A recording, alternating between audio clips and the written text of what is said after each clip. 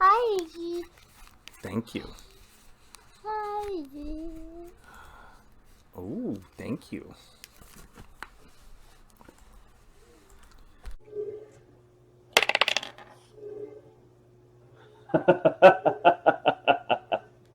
Hello, everyone, and welcome back down here to the Gamer's Den with me, your host, Jordan, your master of lore and storyteller extraordinaire. Joining me again is Nora, my most adorable co host, initiate of lore, and learner of the seventh circle of the most arcane secrets. And while she has not summoned up any familiars for me today, she has brought forth a legendary and ancient tome that we have been poring over incessantly. But today we are reshooting a video that I had done, well, at some point last year, and in particular, it's a video about putting together all the different things that I had started off talking about when it comes to being a better DM, doing a better job storytelling.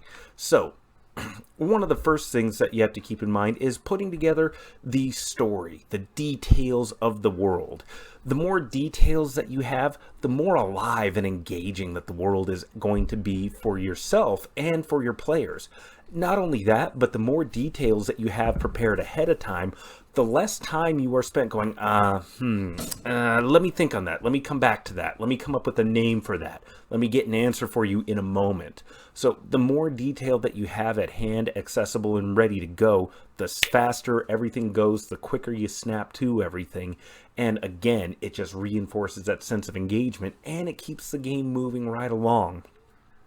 And that's the hugely most important thing right there, that the game progresses and moves along and that the players are enjoying themselves and are being fully immersed into this world. Not just engaged. You can engage with so many different things, and it's the latest buzz term that the AAA gaming industry keeps using. It's not just about the engagement, it's about immersing your players and allowing them to escape and just really fully embody these characters they've created and have fun.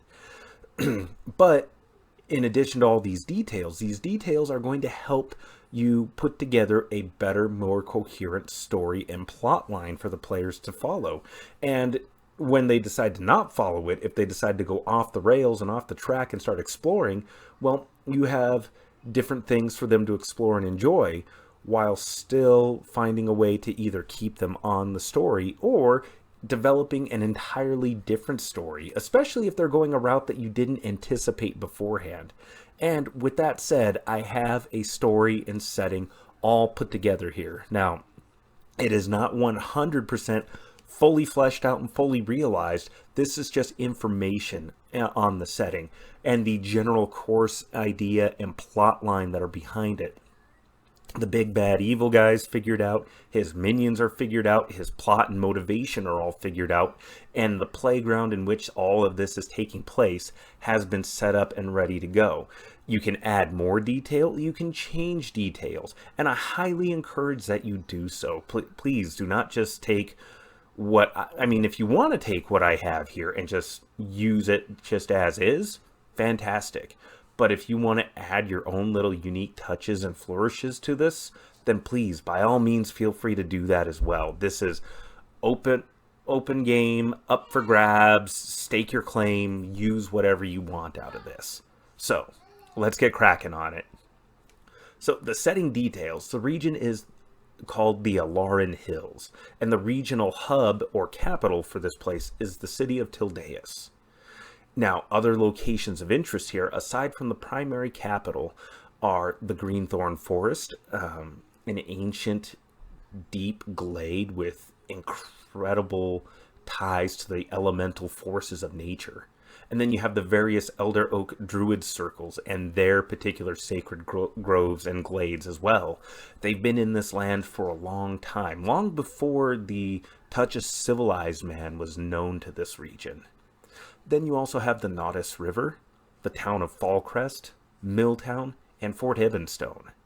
And just to kind of give you a certain sort of hook and give you an idea of what's going to be taking place within this setting, tensions rise between the citizens of Tildeus and the Elder Oak Druid Circle, as the latter have begun retaliating against the expansion of the civilized peoples and the purported defilement of a particularly sacred grove. worse yet, strange creatures have been spotted stalking the woods, and a number of caravans have failed to arrive at the burgeoning urban hub.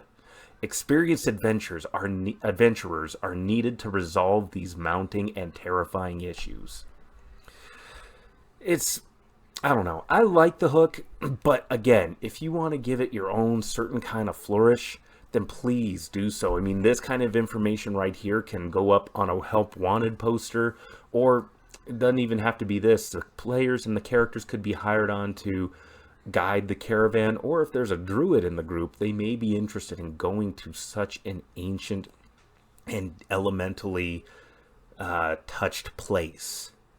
But again, that's particular to your players, their characters, and how it is that you need to hook their interest. Hopefully that is helpful. But that's not all the detail we have here. We go a step further. Like I said, the more information we have on hand, the faster, snappier the answers will be, and the more alive the town feels, the world feels. So, starting us off with the towns, we go to Tildeus, the central point of operations for the players, more than likely. Has a population roughly of about 20,000 that fluctuates, give or take. It's a sizable place, but not all of the residents are permanent. They move, they travel. The population is there just to account for the fact that there are any number of merchant caravans passing through the area, and certainly plenty of hunters, adventurers, lots of people coming out to this border territory. Excuse me. This border territory on the fringes of civilization. 65% of that populace is human, 15% is dwarven, 10% of the population is comprised of halflings, then you have 5% of elves, and then you have your miscellaneous mishmash of others at 5%. These could be orcs, drow, goblins, gnomes, any number of other creatures that you might feel are appropriate for the region and your setting. Now, this place makes most of its money exporting livestock, foodstuffs, and timber. Lots and lots of timber. But because it's such a frontier town, they do import a lot of finished goods, luxury items, and much of the ores and minerals needed to make tools, weapons, things that are needed to sustain a modern, civilized kind of lifestyle. The mayor for this city is Darnath Mayfellow II, lawful neutral human, cavalier level 4, expert level 5. Gave him some levels of an NPC class because he's no longer an adventurer, soldier. He's still a nobleman, but he is more of an expert now on maintaining and running a city, his frontier territory. This can be a lord who was rewarded for his service and given the title of Marquis or some kind of a duke, somewhere out on the border to expand the influence of a larger kingdom. Or if there is no kingdom for him to support, he's just a noble who's come out to a frontier region largely unclaimed and has staked his own claim on it. Any number of motivations could be applied to this particular NPC. But the one who does see to the day-to-day task of maintaining the guard, patrols, whatever military force is available to Tildeus is the captain of the guard, Shara Almace. Lawful good, human, fighter, level 9. Now, lawful good, this is a person who is interested in not only maintaining the law, but has a kinder spirit and attitude towards the law. It's not necessarily strictly the letter. They take personal motivations into account. And this is generally a well-meaning person who nonetheless will still present a stern figure, particularly in the face of any of the player character rogues or underhanded types that might be wanting to cause a little bit of mischief or take advantage of the situation growing between the town and the Elder Oak Druid Circle. Now, no town, and especially no growing city, is going to be without different resources, different kinds of entertainment, or things available to the players and their characters. things that may catch their interest. Most notably, a point of interest will be the market square. This will easily be the busiest part of town, and the characters will be catching a blend of animal smells and vendor foods as they make their way through this area. And there can be a huge array of different items available for them to purchase here, especially in a larger growing area like this that is clearly dealing with an influx of cash from the trade that they're engaging in. But then you also have people that maintain these things, that provide tools to keep these goods and services going. And for that we have Runehammer Forge. Made from well-cut stone, a large round furnace is heated by a powerful bellows pumped by two of the apprentices, as the others hammer away at glowing steel on their anvils. The owner is Ragtharn Durandal, a lawful good dwarf, fighter 3, expert level 8. All of his skill points, are as many as possible anyways, are pumped into crafting, metalworking, tool making, weaponsmithing, armor smithing. Whatever array of crafting you feel is appropriate here will be great.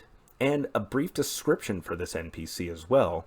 Stocky as per his kin, this red-haired dwarf is perpetually growling at his apprentices and covered head to foot in soot. On his belt hangs a gleaming smith's hammer that seems oddly clean in spite of its owner's appearance and the rugged work that he engages in. And then after that, we have the Deep Hearth's arcane sundries. This conical blue tiled roof extends high enough that it seems to bend like a witch's hat. But the building seems to be warm and inviting, with a halfling-sized door cut into the larger human-sized door. The owner is one Maris Fairweather, a neutral halfling wizard at level 7. This bright and cheery-eyed halfling is robed and has a happy gleam in her green eyes as a pearly smile splits her face. Now, this gives you an idea between the descriptions here between these two locations and their owners certainly sets a certain kind of contrast and informs the players ahead of time as to the disposition and general nature, or at least the face that these two owners put on as they go about their business. Now, the fact that this halfling is neutrally aligned means that they're either unconcerned with the grand schemes of good, evil, law, and chaos, or they're just so aware of all of these things that possibly they see a need for balance here, and could even be, if you so choose, could even serve as a possible diplomat for the coming conflict here, and possibly getting certain forces or factions to stand down and ease tension somewhat, or make the fight easier for the players ahead of time. But then we go on to some of the other towns, in particular points of interest that were listed earlier. The town of Fallcrest only has a population of 300, generally neutral good aligned, and it's a ranching village. The mayor is Donovan Hallmarsh, a neutral good human expert level 4, and the guard captain here is Brevik Urkma, lawful neutral half-orc ranger, also at level 4. This is a community of ranchers, and there are literally hundreds more livestock here than there are people. And then coming up after that, we have Milltown, population of 400, chaotic neutrally aligned. It's a lumber mill and made up of various other hunter camps, and the overseer for this mill is Otto Gildebranch, lawful evil half-elf fighter, level 2 rogue, and level 2 bard. So level 6 altogether here, and definitely a mix of things. This is your, I don't know, I don't necessarily picture him as sniveling, but being lawful evil, he definitely exercises his authority as he sees fit. And in this town, so far away even from Tildeus, further out on the frontier than other regions, his word is law, and the law is for others to follow, while he is going to enjoy himself with some Baron Harkonnen-like hedonistic delights. And the guard captain is Brevik Stillwater, a chaotic neutral human fighter level 5. This is his primary muscle here in the town. Certainly not evilly aligned, but a useful person for Gildebranch to make use of. As long as he's well paid, he's going to enforce whatever rules the town's overseer sees fit to come up with at any given time. Now, for the town's description, Every bit as rough and tumble looking as most of the populace. Skins and antlers are piled nearly as high as the stacks of lumber by the huge mill. And there's a particular note here in place. This is a primary point of contention between the Elder Oak Druid Circle and Tildeus. And I have more behind the scenes information ahead of time. Basically, it's a bunch of nature worshipping druids. They are going to be alarmed at the haphazard, wild way that this particular location is just disregarding all negotiations, all treaties or agreements, and it's just rapidly, continuously harvesting lumber and biting deeper and deeper into their woods and attacking creatures within there, particularly creatures that are sacred to the Elder Oak Druid Circle. Yes, indeed, little one, you know quite a bit about sacred creatures. Penguins are a particular favorite of my adorable little apprentice. Oh, goodness. Where are you taking me now, little one? Anyways, the last point of interest here described in any sort of detail is Fort Ebenstone. Population of 100, lawful neutral aligned. It's a palisade and stone fort. The commander here is Matthias Hallmarsh, level 6 fighter. Human as well, son of Donovan Hallmarsh. This gives a certain sense that there's it's got that small town frontier region feel to it. People of importance, their family, friends, and the like are more likely to access other positions of importance. In particular, in this case, the town or the region needed somebody to command at a fort, and the mayor of a growing town, particularly a town that produces a valuable resource that can be, well, used as foodstuff and materials for the locals, but also can be sold at markets abroad in order to bring in more coin.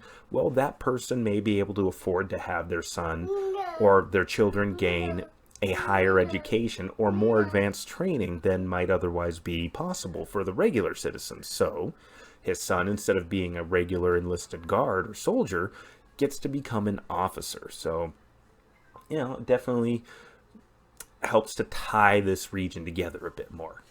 Anyways, this circular fort has been built on a large mound, and its stone and lumber buildings have been ringed by 2 sets of trenches and palisade walls, making for a simple and formidable defensive point for the various patrols to set out from and return to. So this helps to kind of dot the region and landscape a bit more, and these are going to be points of interest more readily accessible to the players. Certainly there can be more out here in this region. You know, there may be ancient elven ruins or lost dwarven holds in the mountainside somewhere. And not only that, but the druids here have been around a long time. They may have their own ruins and sacred sites, burial mounds, or sacred glades and groves, places that they may have thought to be lost or just simply forgotten about because the people that tended to them died and no replacements were ever found. So feel free to add more and more into this region, into this setting. But we are going to go ahead and stop it here. One of the failings of the previous Putting It All Together episode was that it ran over an hour long.